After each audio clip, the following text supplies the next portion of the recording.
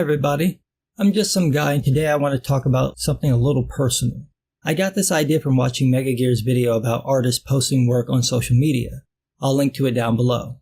His video reminded me of a time when I stopped drawing and writing for a year. It was a little over 10 years ago and I basically couldn't find any professional work. Admittedly, my art at the time, and now, wasn't that great, but I was really shocked that I couldn't get anything in graphic design, animation, or marketing. Even if my art skills weren't perfect, I couldn't understand why I couldn't get hired anywhere. What really got to me was that people who were less skilled than me had no problem getting jobs. One of the guys I went to college with ended up working at Warner Brothers and got pretty high up, even though his art was still very rough and not on model.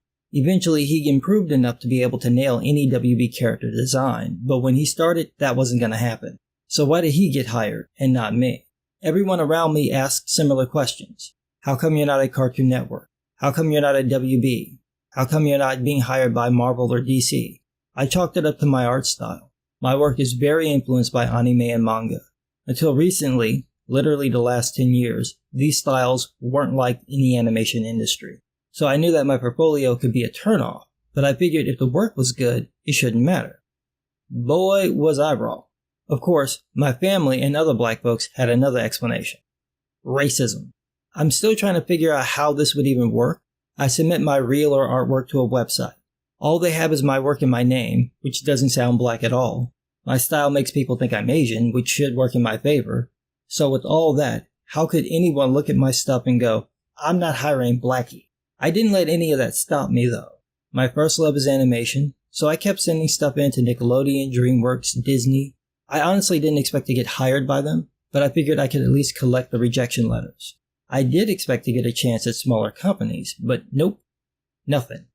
And as I was getting rejected, I kept seeing people on DeviantArt whose art was at my level or lower wind up with jobs. Add on to this that when I posted work on DeviantArt, it got a fraction of the attention anyone else's work got.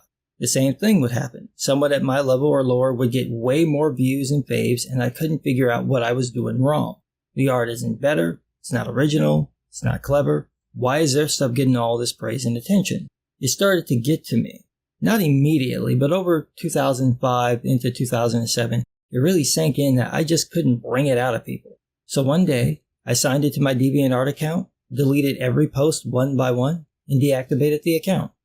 I did it that way in case I changed my mind. I didn't want any way to recover any of the posts. Even though I wasn't anything close to being popular, it got around and I got emails from my friends asking what happened. So I told them. I quit. I'm not going to draw anymore. To give you an idea of how this sounded to people, it'd be like Midoriya from My Hero Academia giving up being a hero. Of all the people my friends would expect to quit, they never thought it'd be me. I wasn't even on the list. The weird part is that it didn't bother me. I just stopped drawing and writing. Just like that. When people would ask me about it, I just told them I quit. When they asked why, I told them the truth. I couldn't get work, so obviously I wasn't good enough and was wasting my time. That's the one time in my life I've ever been able to match one of my friends' matter-of-fact tone. The one where it instantly shuts people up. I'd say it once, and once was enough. And like I said, it didn't bother me, which ironically bothered me. Here's this thing that I've wanted to do since I was 8 years old. I've devoted a large chunk of my free time to doing it. Everything about me is built around it, and I just let it go. I even threw away all my artwork. The only reason I still have it is because my mother found it. I had to put it in a separate trash bag because it was so much paper. She kept it, but I wouldn't take it back.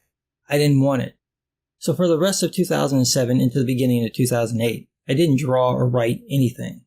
The thing is that I never stopped reading comics, playing video games, reading books, or watching anime and movies. All the influences were still there. I just ignored them. I can't remember when I started to draw again, but I do remember what made me do it. There was a song called Muddy Waters by Busy Bone. I told y'all I'm black. And for whatever reason, the lyrics of that just made me want to draw again. Around the same time, I got 2 albums by Nujabes, the DJ behind the awesome soundtrack to Samurai Champloo. This music made me want to draw, so I did. I just didn't tell anyone. The weird part was that I hadn't lost anything. Months of not drawing, and I was basically at the same level. And I improved as I drew. I didn't stop at quick sketches. I did finished work. I just didn't share it with anyone. After a while, I decided I could post some of it to my DA account. Now, I know it'll sound like BS, but I wasn't looking for attention. I just did it to do it. I really didn't care if anyone liked it. That was basically what I learned for that year of not drawing or writing. I got to the point where all that mattered was whether I pushed myself. It was all about the art and getting better. I just didn't care if anyone liked it, and I wasn't looking for praise. More importantly, I wasn't looking for work. I'd take small commissions here and there, but nothing big or serious. I just let it go. After going through all that crap trying to get work and getting turned down, and worse, being told that I was talented and had good ideas and still not getting work, I hit a weird zen point where none of that mattered anymore, and I basically stayed that way. I've submitted stuff here or there, but never with any illusions that I'd get hired.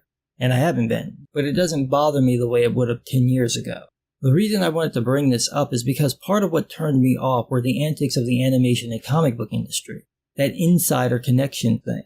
If you don't know someone, you're not getting in no matter what you do. I can see someone else feeling the way that I did and giving up. I'm not going to tell you not to do that. If that's what you think is the best decision, you do you. I will say that breaking in doesn't have to be the end of all things. I know that sounds weird, but really, if you want to write or draw, you don't need everybody else's praise to do it. The moment you start doing it to get attention, instead of it being the thing that you have to do because you can't think of anything else, it's easy to get jaded when people don't respond. You're supposed to like doing this, not spend all your time trying to win a popularity contest. I think that's something to really consider with the way things have gone in the comic book industry. Your skill and talent aren't going to amount for much if you don't have the right politics and connections. The antics of the far-left pros are partly them just being douchebags, partly ideology, and partly to deliberately get rid of competition. The worst thing for them, though, isn't if you quit.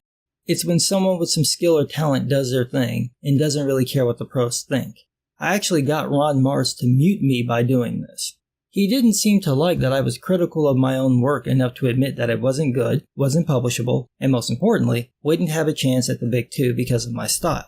Thousands of people with similar styles wouldn't get a first glance at Marvel or DC, even though they were comic book fans, just because of how they draw. Shut him down.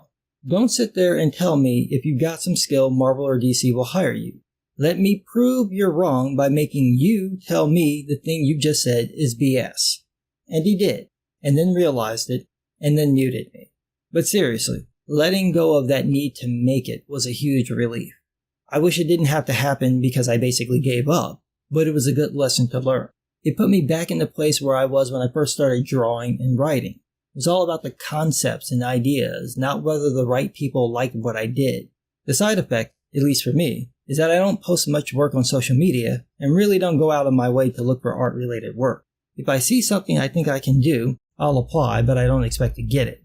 So I usually forget about it. I've actually applied to the same job multiple times because of that. I go to a create account and found out I already did. I end up like Gandalf. I have no memory of this place. So when people ask if I'll do a comic, the answer is, maybe, if I get the time. Whenever I start working on anything hardcore, something happens to draw away my attention. But I wouldn't charge anyone for it. I'd just put it online on a website and be done with it.